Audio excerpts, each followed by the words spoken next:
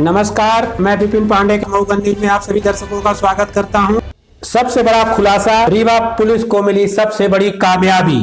रीवा में बम से दहशत फैला रहे दहशतगर्दों को रीवा पुलिस ने किया गिरफ्तार। रीवा पुलिस ने एमपी व यूपी में टाइम बम रखकर आम जनों में दहशत फैलाने वाले दहशतगर्दों को किया गिरफ्तार। रीवा अतिरिक्त पुलिस महानिदेशक रीवा के मार्गदर्शन में वरिष्ठ पुलिस अधीक्षक नवनीत भसीन के दिशा निर्देश व अतिरिक्त पुलिस अधीक्षक शिव कुमार वर्मा एवं एसडीओपी त्योंथर के नेतृत्व में आरोपियों बम की दहशत फैलाने वाले आरोपियों को किया गया गिरफ्तार, जिसमें महत्वपूर्ण भूमिका समरजीत सिंह परिहार एसडीओपी त्योथर, उप निरीक्षक अभिषेक पटेल थाना प्रभारी सुहागी, उप निरीक्षक संजीव वर्मा, उप निरीक्षक दीपक तिवारी, उप निरीक्षक अरविंद सिंह राठौर, उप निरीक्षक शैल यादव, उप निरीक्षक बीसी विश्वास, उप निरीक्षक अजीत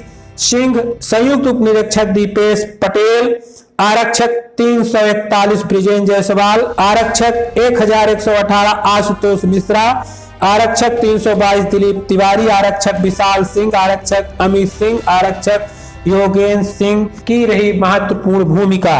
सराहनीय भूमिका साइबर सेल निरीक्षक बीरेन्द्र सिंह पटेल, उप निरीक्षक गौरव मिश्रा, उप निरीक्षक मृगेंद्र सिंह, कृष्णाकांत नामदेव, सुभाष चंद्र, वरुणेंद्र सिंह परिहार, भावेश द्विवेदी की सराहनीय भूमिका रही और बम की दहशत फैलाने वाले दहशतगर्दों को किया गया गिरफ्तार। जैसा कि आप लोगों ने देखा, पिछले कुछ दिनों से लगातार जो घटनाएं प्रकाश में आ रही थी, जिसमें प्रयागराज जाने वाले नेशनल हाईवे के अंडरपास पर और उसके पश्चात मिर्ज़ापुर जाने वाले हाईवे के मुख्य मार्ग के बीच में भी आपने देखा कि कुछ सर्किट्स, टाइमर, पाइप्स के द्वारा कुछ आर्टिकल लगाकर दहशत फैलाने का प्रयास किया जा रहा था। इस क्रम में हम लोगों ने भी 3 आरोपी राउंड अप किए हैं। ये तीनों लोग जो हैं, अभी इनसे प्रारंभिक पूछताछ की गई है। हमारी टीम लगातार इनसे भी सघन पूछताछ कर रही है। पूछताछ के दौरान जो तथ्य सामने आए हैं, वो सबसे पहले तो जो एक आरोपी है प्रकाश सिंह, मैकेनिकल इंजीनियर की पृष्ठभूमि इसने अपनी बताई है। इसका कहना है कि इसको 2015 के आसपास से मिर्गी की समस्या शुरू हुई, जिसके कारण इसकी नौकरी प्राइवेट क्षेत्र में जो करता था छूट गई और पारिवारिक समस्याओं, तनाव, आर्थिक समस्याओं के चलते इसने तत्कालीन समय में ऐसी घटना 2 बार करने का प्रयास किया, परंतु उसमें सफलता कहीं से नहीं मिली। तत्पश्चात पुनः इसने स्वास्थ्य ठीक होने के पश्चात कहीं और अपनी नौकरी का प्रयास किया। इसके पश्चात पुनः आपने देखा जनवरी माह 2022 में, जैसा कि आपको हमने प्रेस नोट में दिया भी है, 8 जनवरी को नैनी, उसके पश्चात 13, 16, 19 जनवरी को भी उत्तर प्रदेश के विभिन्न जिले और उसके पश्चात 21 तारीख से मध्य प्रदेश में सुहागी थाना, 26 तारीख को मनगवा गंगेव में और 29 तारीख को मऊगंज में इस प्रकार की घटनाएं प्रकाश में आईं। इन सब घटनाक्रमों के दौरान लगातार हमारी रीवा पुलिस की टीम सक्रिय बनी रही। विभिन्न थानों का स्टाफ, एसडीओपी, एडिशनल एसपी, साथ में साइबर सेल की टीम ने लगातार उस क्षेत्र का, घटना स्थलों का कई बार भ्रमण किया और बिखरे तंतु जोड़ते हुए अपना अधिकतम प्रयास किया, जिसके चलते आरोपी राउंड अप हम कर पाए हैं। दूसरे साथी का नाम देवेश दुबे है। वो मेरठ क्षेत्र का रहने वाला अपने आप को उसने बताया है। उसकी शिक्षा दीक्षा मेरठ के आसपास हुई है, बीकॉम LLB पढ़ा हुआ है। तीसरा साथी इनका लोकल मेजा क्षेत्र का ही रहने वाला प्रकाश का पुराना साथी है। प्रारंभिक पूछताछ में विभिन्न घटनाओं की स्वीकारोक्ति इनके द्वारा की गई है। जो पत्र आप देख रहे हैं साथ में मिलते थे, उनकी राइटिंग भी मैच की जा रही है और इनसे उद्देश्य पूछा जा रहा है लगातार कि इसके पीछे इनका इंटेंशन क्या था, उद्देश्य क्या था। तो प्रारंभिक जानकारी में जो उद्देश्य इन्होंने बताया कि हमें लगता था कि हम सफल नहीं हो पाए हैं जीवन में और करप्शन बहुत ज़्यादा है, ऐसी कुछ समस्याओं को लेके हम अपनी बात इसके माध्यम से रखेंगे तो कुछ मैसेज जाएगा। जैसा कि मैंने आपको पहले ही बताया, हमारी टीमें अभी और वर्क कर रही हैं, साइबर की टीम वर्क कर रही है और विभिन्न टीमें इनके जो बताए गए, इनके द्वारा जो स्टेटमेंट दिए गए हैं उनके आधार पर इनके घर और इसके आसपास भी लगी हुई हैं और क्रॉस चेक किया जा रहा है, तस्दीक किया जा रहा है कि इनकी कितनी बातें ठीक हैं और कितनी बातों में भी और गुंजाइश निकलने की संभावना बनती है। तो अभी तक की विवेचना में जो आया मैंने आपके सामने रखा है।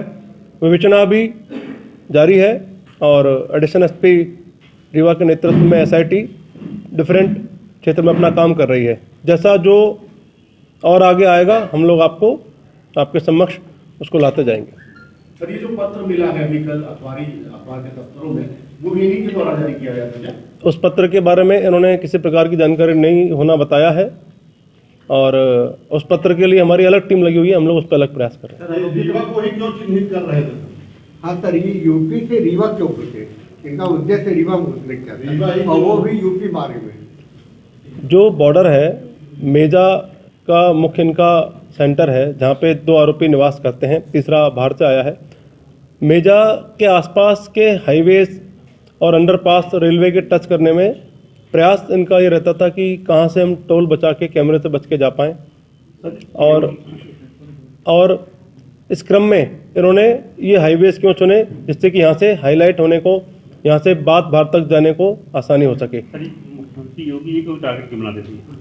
जैसा कि मैंने आपको बताया है, हमने उत्तर प्रदेश पुलिस को भी शेयर किया है, उनकी एक टीम भी पूछताछ में शामिल है, वो भी सहयोग कर रही है और वो भी अपने स्तर से ये बात जानना चाह रही है कि इनका मूल मोटो क्या था और विवेचना भी बड़ी प्रारंभिक स्टेज में है। अभी आगे काफ़ी चीज़ें और जब कलेक्ट होंगी तब हम उसको जोड़ के आपके समक्ष बाकी चीज़ों को ला पाएंगे। इसी तरह का एक दबी मिला था, उसको अपराध की श्रेणी में नहीं माना है। उसमें जो पार्ट वहाँ पे था उसमें किसी प्रकार का कोई सर्किट, किसी प्रकार का टाइमर, इस टाइप की कोई चीज़ नहीं थी और अभी जो उनसे बातचीत हुई है तो उन्होंने तो ये बताया कि जो 29 तारीख को मऊगंज में जब हम घटना करने के पश्चात निकले तो वो पार्ट हमारा गाड़ी में था, तो हमने चेकिंग के भय से कि मान लीजिए पुलिस फ्रिक्वेंट वहाँ पे काफ़ी मूवमेंट गश्त बढ़ाया गया था और काफ़ी स्थलों पर आकस्मिक चेकिंग की जा रही थी, तो हमने उसको इसलिए फेंक दिया था कि कोई एविडेंस हमारी गाड़ी में ना बचा रहे, नहीं तो हम लोग उस एविडेंस के आधार पर ही ट्रैप हो जाते। सर, पुलिस इन आरोपियों तक कैसे पहुंची, किस तरह से ट्रेस किया?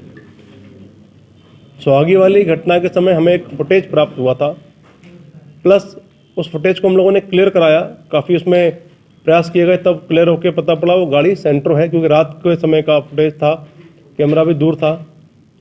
हमारी जो गश्त गाड़ी होती है, डायल हैंड गाड़ी का, उस समय मूवमेंट उस क्षेत्र में था। उन्होंने भी उस समय हल्का सा उनको एक गाड़ी वहाँ पे घूमते हुए दिखी थी, उन्होंने इसको देखा कि जो गाड़ी थी वहाँ पे संभवतः डीएल नंबर की गाड़ी वहाँ खड़ी हुई थी और गाड़ी को क्लियर पहचानने में अंधेरे में उनको भी समस्या थी। इसके अलावा एक साक्षी हमारे पास था, उसने बताया कि जो गाड़ी का नंबर है वो इतना बार देख पाया कि 1414 नंबर उसमें जरूर आता है। तो गाड़ी का नंबर जो आपने देखा, तो इन सब तीनों चीज़ों के आधार पर प्लस साइबर टीम ने पैरेलली अपना काम किया, तो दोनों को जोड़ते हुए फिर हम लोग इन तक पहुंचने में सफल हो पाए। ये जो मार्ग आप बता रहे हैं, अभी हम लोगों ने आरोपियों को मेजा उत्तर प्रदेश से वहाँ से इनको संदेह के रूप में पूछताछ के लाए। जब इनसे पूरी बात क्लियर हुई, काफ़ी चीज़ें मैच हुई, इनसे सामान मिले, तब हमारा श्योरिटी हुई कि ये हमारे आरोपी हैं। उसके पश्चात थाने में इनकी अरेस्टिंग आज की गई है। यूपी पुलिस का कितना सहयोग था?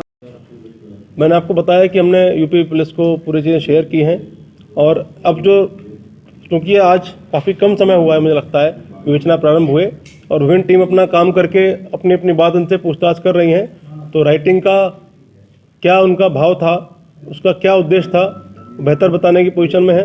तो हमें लगता है कि अभी इसमें और काम होना चाहिए। आगे क्या करने वाले थे? आगे सही विस्फोट करने वाले थे कि फिर ऐसी डर ही इनका एक उद्देश्य है? मैं पुनः कहना चाहूँगा, आज एक दिवस में हुई विवेचना आपके समक्ष प्रस्तुत की गई है। हम लोग जो भी आगे डेवलपमेंट होगा आप लोगों से अवश्य शेयर करेंगे। कई बार प्रथम चरण की जो विवेचना है, पूछताछ है, उसमें पूरी चीज़ें सामने नहीं आ पाती हैं और कई बार कई मुद्दों पे कई स्तर पे हमारी जो तैयारी होती है टीम की वो उसको फिर निकाल पाती है। तो उसमें हम लोग पत्र भेजा गया है, उस पर न्यायालय और कलेक्ट्रेट कार्यालय को उड़ाने की धमकी दी गई है, क्या वो- तैयारी की गई पुलिस की? वो अलग मैटर है, उसमें लेके हम लोग अपनी टीमें हमारी काम अलग कर रही हैं, अलर्टनेस में हमारी टीम अलग है और उसको अलग तरह से खोजने का प्रयास कर रहे हैं। इन लोगों से पहले राउंड की पूछताछ में उसका संपर्क नहीं मिला है, फिर भी हम लोग हर एंगल पे उसमें काम कर रहे हैं।